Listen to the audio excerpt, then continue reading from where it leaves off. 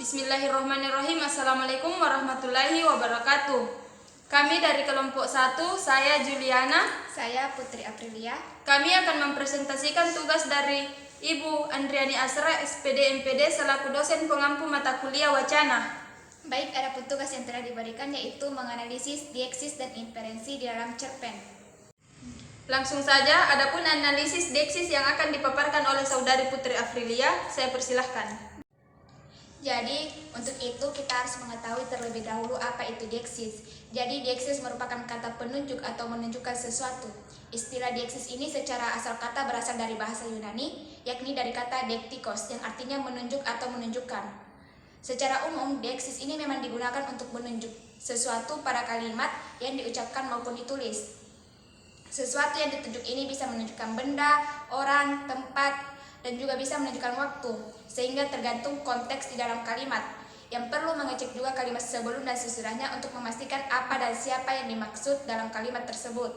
Adapun pengertian dieksis menurut beberapa ahli, yang pertama Saragi, yaitu memberikan definisi bahwa pengertian dieksis merupakan sebagai unik linguistik, bunyi kata, frasa, dan klausa, dengan rujukan atau maknanya ditentukan oleh konteks dengan rujukan ke pemakai bahasa. Yang kedua, menurut Kaswanti Purwo, yaitu sesuatu yang memiliki fungsi untuk menunjuk sesuatu di luar bahasa. Kemudian dijelaskan juga bahwa sebuah kata dikatakan dieksis apabila referennya berpindah-pindah atau berganti-ganti, tergantung pada siapa yang menjadi pembicara dan lawan bicara, tergantung pada saat dituturkan kata itu. Baik, adapun analisis dieksis yang kami analisis yaitu dengan judul cerpen Sembunyi Dalam Senyum, karya Putri Aprilia. Jadi pada halaman pertama data yang kami dapatkan yaitu konteksnya, yaitu ia mempunyai sejuta duka dan luka dalam hidupnya, tapi ia menyembunyikan itu semua di balik senyumnya, sehingga orang di luar sana berpikir bahwa April adalah seorang gadis yang selalu bahagia dan tidak mempunyai masalah hidup apapun. Berdasarkan kutipan di atas, penggunaan dieksis persona ketiga tunggal ia yang mengacu pada April yang menceritakan dirinya pada cerpen ini. Data kedua yaitu masih pada halaman pertama, konteksnya gadis kecil itu segera berlari keluar dari rumah sakit. Ia mendongakkan kepalanya menatap langit. "Mengapa kau mengambil ibuku secepat ini? Tolong bangunkan ibuku." Gadis kecil yang berumur 4 tahun itu kini duduk bersimpuh sedang memohon pada Tuhannya. Berdasarkan kutipan di atas, penggunaan dieksis persona ketiga tunggal ia yang mengacu pada gadis kecil yang dimana dimasukkan dalam cerpen ini yaitu April, dan penggunaan dieksis persona kedua tunggal kau yang mengacu pada kata Tuhannya. Data ketiga masih pada halaman pertama, konteksnya, "Nak, ayah akan menikah. Apa kamu setuju dengan keputusan ayah?" Isinya kepada putri satu-satunya. Berdasarkan pada kutipan di atas, penggunaan dieksis persona kedua tunggal kamu yang mengacu pada putrinya dalam cerpen ini yang bernama April. Pada halaman kedua, konteks yang didapatkan yaitu, "Ya, selama 3 tahun ini April tidak pernah mengeluhkan tentang ibu. Jadi ayah nggak usah menikah." Lirihnya sangat pelan dan setetes cairan bening keluar dari matanya. Berdasarkan pada kutipan di atas menunjukkan dieksis waktu yaitu pada kata 3 tahun ini. Masih pada halaman kedua, konteks ia menatap kosong ke depan. Jiwanya memang ada tapi pikirannya melayang entah kemana. Dadanya semakin sesak mengingat perdebatan dengan ayahnya tadi. Gadis itu menarik napas dalam-dalam, berusaha menghilangkan sesak yang sedari tadi mengganggunya.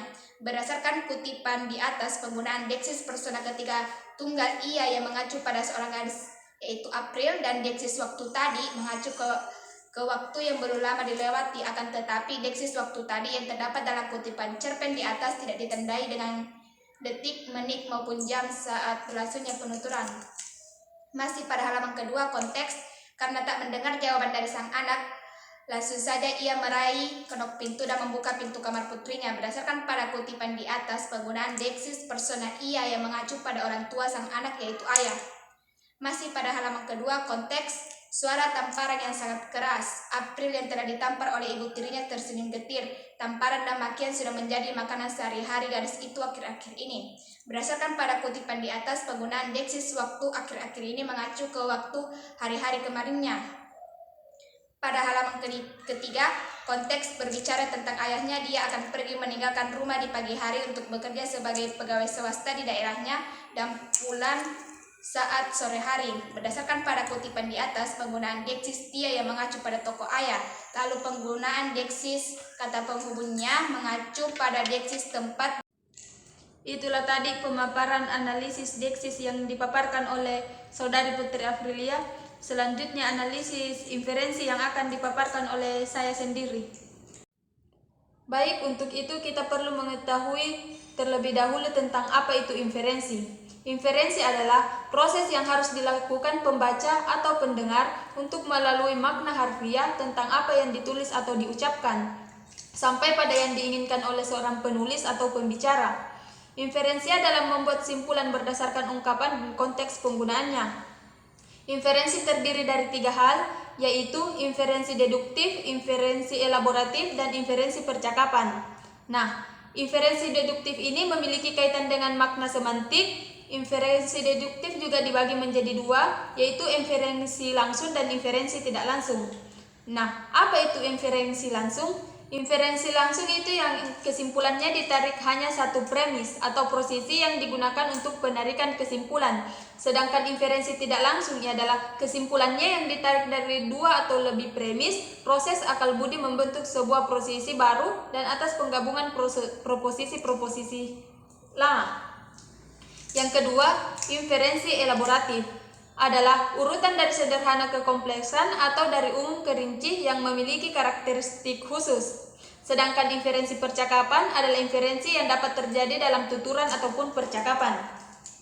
Contoh inferensi yang pertama, hadir kala memang saat hadir, pergi kala memang saatnya pergi. Anda dapat menyimpulkan bahwa Anda hanya bisa sekedar menjadi teman. Dan yang kedua, jangan begitu, bayaran sekolahmu mahal. Jangan menyepelekan menuntut ilmu. Ibunya menyanggah, Anda dapat menyimpulkan bahwa ibu ingin anaknya tersadar dari kelakuan malasnya. Dan yang ketiga, dalam menjalin pertemanan, aku tidak membutuhkan tampilan luarmu saja dari seseorang. Anda dapat menyimpulkan bahwa jangan mau berteman dengan seseorang yang bermuka 2 atau munafik. Dan yang terakhir, besok akan ada kegiatan studi tour ke Toraja, tapi saya tidak punya uang. Anda dapat menyimpulkan bahwa tidak bisa mengikuti kegiatan studi tour tersebut. Itulah tadi analisis deksis dan inferensi. Lebih dan kurangnya ikhlas dimaafkan. Akhir kata billahi fisabilil haq fastabiqul khairat. Wassalamualaikum warahmatullahi wabarakatuh.